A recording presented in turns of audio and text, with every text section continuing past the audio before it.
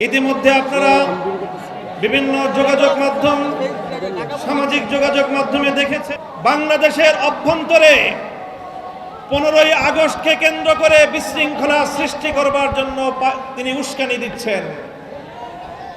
বলতে চাই, আওয়ামী লীগের, যুবলীগের, ছাত্রলীগের যারা বিগত 15 বছর পর্যন্ত হাতুড়ি লীগের ভূমিকা পালন করেছেন, মনে রাখবেন এখন বাংলাদেশ আর সেই 16 বছরের ফ্যাসিবাদী পরাধীন বাংলাদেশ নয়। এই বাংলাদেশ আজ স্বাধীন বাংলাদেশ।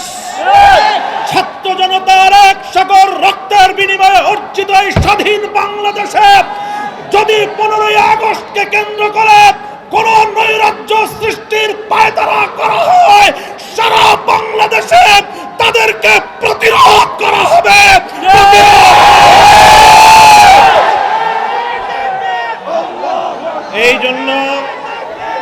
এই জন্য আমরা বৈষম্য বিরোধী ছাত্র আন্দোলনের নেতৃবৃন্দ, অন্তর্বর্তীকালীন সরকারের দায়িত্বশীলদের পাশাপাশি হেফাজতে ইসলামের নেতা কর্মীদেরকে আমি আহ্বান জানাতে চাই, আগামীকাল 15ই আগস্ট, 16ই আগস্ট এবং গোটা আগস্ট মাস জুড়ে আমাদেরকে সতর্ক থাকতে হবে। কারণ মনে রাখবেন, আওয়ামী লীগের রাজনীতি হলো প্রতিহিংসার রাজনীতি। 1975 সালে 3.5 বছরের অপশাসনের যুগে শেখ মুজিবুর রহমান সাহেব নির্বিচারে দেশের 30,000 যুবককে হত্যা করেছিলেন। এদেশের বাকশাল কায়েম করার মধ্য দিয়ে মানুষের সকল অধিকারগুলো তিনি হরণ করেছিলেন।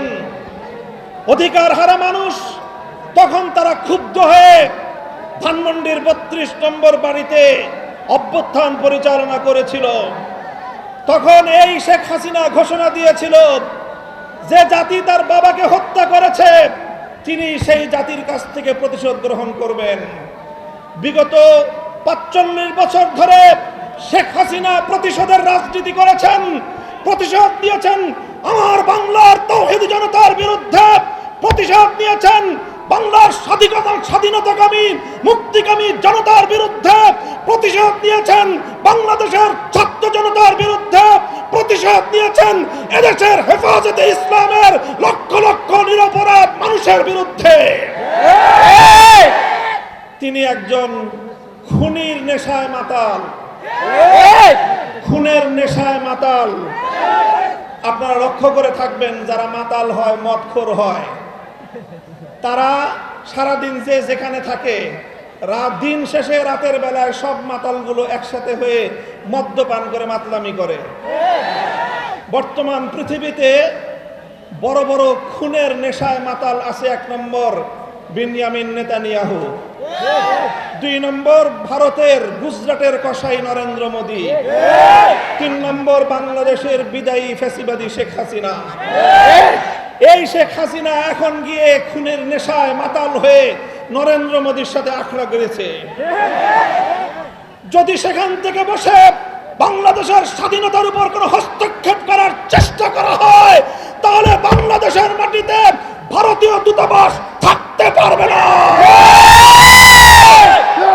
শেখ হাসিনার বিরুদ্ধে বাংলাদেশে বিভিন্ন থানায়, আদালতে হত্যা মামলা দায়ের হয়েছে।